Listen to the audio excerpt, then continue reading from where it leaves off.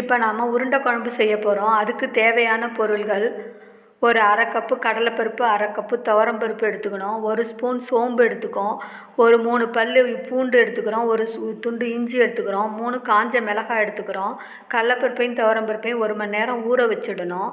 இப்போ நாம் அரைக்கணும். ஒரு மிக்ஸி ஜார் எடுத்து அதில் அந்த 3 காஞ்ச மிளகாயும் எடுத்து வச்சுருக்கிற சோம்பு, ஒரு துண்டு இஞ்சி, 3 பல் பூண்டு இது கூட நாம் சேர்த்துடுறோம். இப்போ ஊற வச்ச கடலைப்பருப்பையும் துவரம்பருப்பையும் நல்லா தண்ணி இருத்துட்டு திக்காக இது கூட போட்டு கரகரப்பாக நாம் அரைச்சி எடுத்துக்கணும். ரொம்ப நைஸாக அரைக்கக்கூடாது, இதுமாரி கரகரப்பாக அரைச்சி எடுத்துக்கணும். இப்போ நாம் இது கூட தேவையான அளவு உப்பையும் சேர்த்துடணும். இதை நான் தேவையான அளவு உப்பு சேர்த்துட்டேன். இது கூட ஒரு வெங்காயம் தூளாக நறுக்கி சேர்த்துடணும்.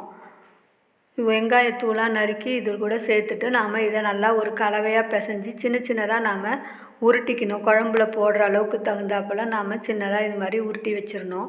இப்போ நாம் குழம்புக்கு தேவையான பொருள்களை பார்ப்போம். ஒரு வெங்காயம், ஒரு தக்காளி தூளாக நறுக்கி எடுத்துக்கோங்க. ஒரு அரை கப்பு தேங்காய், ஒரு நெல்லிக்காய் அளவு புளி, 2 ஸ்பூன் மிளகாத்தூள் எடுத்துக்கிறோம். புளியை நல்லா நம்ம தண்ணி விட்டு கரைச்சி எடுத்துக்கணும். இப்போ ஒரு கடாயில் 1 ஸ்பூன் நல்லெண்ணெய் விட்டு நாம் கறி வடகம் தாளிக்கணும். இது எல்லார் வீட்லேயும் நம்ம யூஸ் பண்ணுறது தான் குழம்புக்கு. அது கூடவே நம்ம நறுக்கி வச்சுருக்கிற வெங்காயத்தை போட்டுடணும். போட்டு கொஞ்சம் நேரம் நல்லா வதக்கணும். கொஞ்சம் நேரம் வதங்கின பிறகு நாம் கட் பண்ணி வச்சுருக்கிற தக்காளியையும் இது கூட சேர்த்துடணும். ரெண்டையும் நாம் ஒன்றா கொஞ்சம் நல்லா கலந்து வதக்கிடணும். வதக்கின பிறகு வாசனைக்கு கொஞ்சம் கருவேப்பிலையும் சேர்த்துக்கலாம். கருவேப்பிலையும் போட்டு நல்லா வதக்கிடணும். இப்போ நம்ம அந்த புளி கரைசலை நல்லா திக்காக கரைச்சி வச்சுருக்கேன். அந்த புளி கரைசலை இது கூட நாம் சேர்த்துடலாம்.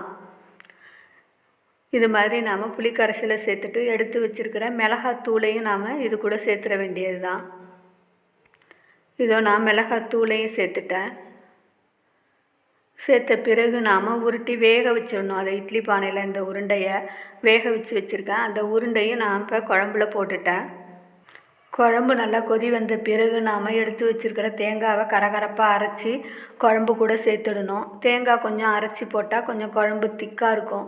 அதனால உருண்டை குழம்புக்கு தேங்காய் ரொம்ப டேஸ்ட்டு கொடுக்கும். பாருங்கள், இப்போ நம்மளுக்கு உருண்டை குழம்பு ரெடி ஆகிடுச்சி. இந்த வீடியோவை லைக் பண்ணுங்கள், ஷேர் பண்ணுங்கள், கமெண்ட் பண்ணுங்கள். நம்ம சேனலை சப்ஸ்கிரைப் பண்ணுங்கள். நன்றி, வணக்கம்.